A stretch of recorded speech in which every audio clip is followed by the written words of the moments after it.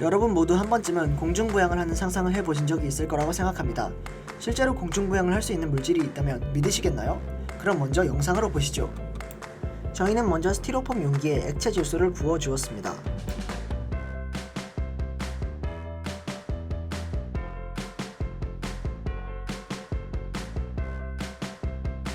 다음으로 핀셋을 이용해서 초전도체를 액체 질소에 담궜습니다. 끓는 모습이 보이시나요? 이는 초전도체가 냉각되고 액체 질소가 비교적 높은 온도의 초전도체에서 열을 받았기 때문에 일어난 현상이었습니다. 부글거리는 것이 멈췄을 때 초전도체가 완전히 냉각된 것이라 볼 수 있었습니다.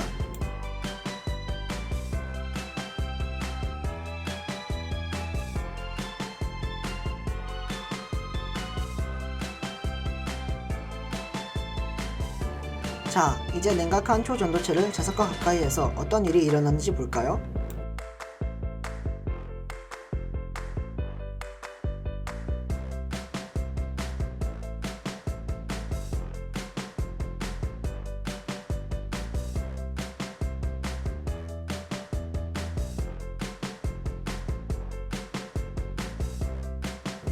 이 신기한 물질의 이름은 바로 초전도체입니다.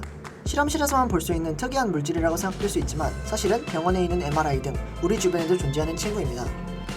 이 외에도 초전도체의 신기한 특징들은 많은 곳에 쓰이고 있는데 강력한 초전도 자석은 질량 분석기나 입자 가속기에도 쓰이고 있습니다. 저희가 실험으로 본 것처럼 초전도체가 공중에 뜨는 현상은 자기 부상 열차에 사용이 가능하다고 합니다. 그럼 이제 과연 어떻게 공중부양을 할 수 있는지 알아볼까요? 전류가 완전히 통하지 않는 부도체를 제외한 일반적인 도체는 자유전자의 흐름을 통해 전류를 전달합니다. 이 과정에서 원자에게 전기적 저항이 있어 전자가 지닌 에너지의 완벽한 전달이 불가능합니다. 이것이 바로 전력 송신 시 손실이 나는 이유입니다.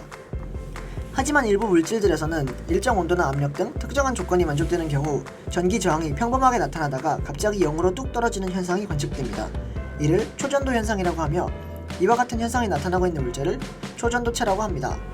이 현상은 주로 굉장히 낮은 온도에서 나타납니다. 최초의 초전도체는 1911년 헤이커 카멜링 오너스가 수은의 저항을 조사하며 액체 헬륨으로 영하 268.95도까지 냉각했을 때 발생했습니다. 그가 수은의 저항이 갑자기 사라지는 것을 관찰한 후 납, 질화나이오뷴 등의 물질에서 초전도 현상이 발견되기 시작했고 22년이 지난 후 초전도체가 자기장을 밀쳐내는 마이스너 효과가 발견되었습니다. 그 후 1957년 초전도체를 설명하는 최초의 이론인 BCS 이론이 발표됩니다. 그럼 초전도체를 가장 잘 설명하는 BCS 이론에 대하여 가볍게 알아보도록 하겠습니다.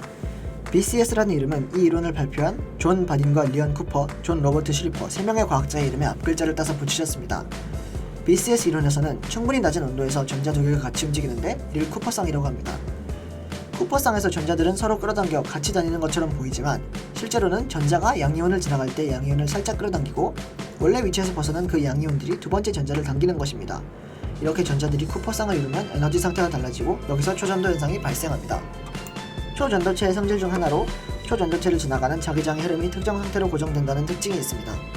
자석이 초전도체와 가까이 있는 상황에서 자석과 초전도체 사이의 거리가 달라지면 자기장 흐름이 바뀌어야 하기 때문에 자기장 흐름이 고정되어 있는 상태에서 자석과 초전도체의 위치 관계도 고정되게 됩니다. 따라서 초전도체를 자석 위에 놓으면 거리가 변할 수 없기 때문에 아래로 떨어지지 않고 공중에 떠 있는 것입니다. 잠깐! 앞부분에서 초전도체의 저항이 0이라고 했던 것이 기억나시나요? 그런데 곰곰이 생각해보면 여러분이 배운 오메 법칙에 대입을 해보았을 때 뭔가 이상하지 않나요?